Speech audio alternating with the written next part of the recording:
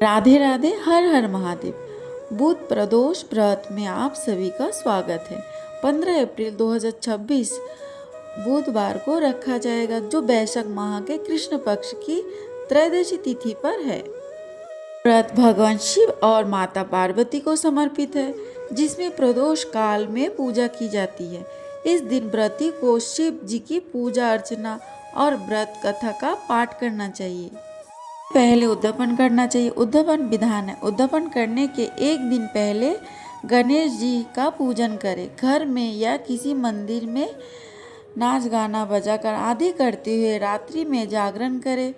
दूसरे दिन प्रातःकालीन क्रियाओं से निवृत्त हो स्नान कर मंडप बनावे, उसमें शिव जी और माता पार्वती की मूर्ति स्थापित करें तथा चित्र स्थापित करके पूजन करें। उसके बाद ओम उमा सहिता शिवाय नमः इस मंत्र से 108 बार आहुतियाँ देकर खीर से हवन करें। हवन की समाप्ति पर किसी आचार्य को वस्त्र, आभूषण, गोदान आदि दे तथा ब्राह्मणों को भोजन के बाद दक्षिणा देकर आप भी बंधु बांधवों सहित शिव जी का स्मरण करते हुए भोजन करें। इस प्रकार व्रती पुत्र पौत्रादि प्राप्त करता है तथा इस लोक में अनेक प्रकार के सुखों को भोगकर अंत में भगवान शिव के लोक में जाता है। ऐसा स्कंद पुराण में वर्णित है। और पूजन सामग्री में विशेषकर ध्यान देना चाहिए। शिव पार्वती की मूर्ति या चित्र, मालाएं, गिरी, चंदन, रोली, अक्षत, गंगा जल, बिल्वपत्र, धूप, दीप, ऋतु पुष्प, माला, श्वेत वस्त्र, तंबूल, सुपारी, दूध, घी, दही, मधु, शर्करा, मेवा, फल, ऋतु, मीठा स्मरण रहे। शिव मंदिर में शंख नहीं बजाना चाहिए। हम करते हैं बुध प्रदोष व्रत की कथा।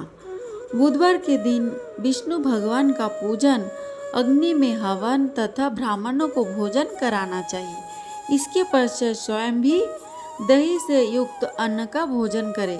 प्रदोष व्रत करने से शिव जी एवं विष्णु जी भगवान की कृपा समस्त सुखों की प्राप्ति होती है। बुध व्रत में निम्न कथा पढ़ने या सुनने से समस्त पापों का नाश होता है। रामू नाम का एक युवक अपने ससुराल गया और वहां पर कुछ दिनों सुखपूर्वक रहा। फिर अपने ससुराल से एक दिन उसने कहा कि हम अपनी पत्नी के साथ अपने घर जाएंगे, अतः आप विदा कर दें। यह सुनकर उसका ससुर बोला कि आज बुध का दिन है, अतः आज जाना उचित नहीं है, कल चले जाना। किंतु रामू अपनी बात पर अटल रहा और किसी का कहना नहीं माना।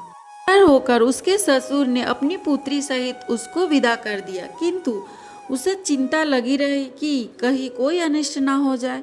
रास्ते में रामू की पत्नी को प्यास लगे, अतः रामू पानी लेने को चला गया और जब लौट कर आया तो देखा कि उसके रथ पर एक दूसरा रामू बैठा है। रामू ने उसे पूछा कि तुम कौन हो, तो उसने भी पूछा तुम कौन हो। जिस प्रकार रामू पूछता था उसी प्रकार वह भी पूछता था।